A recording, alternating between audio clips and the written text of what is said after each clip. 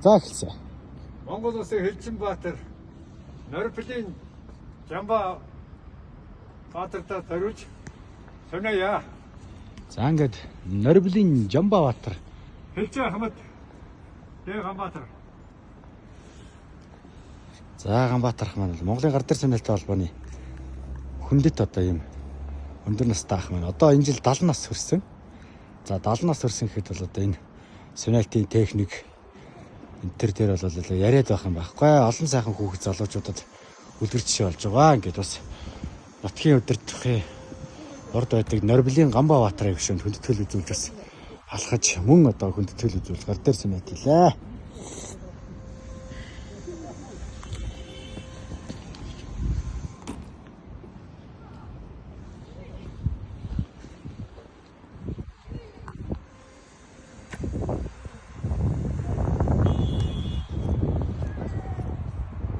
За баярлалаа.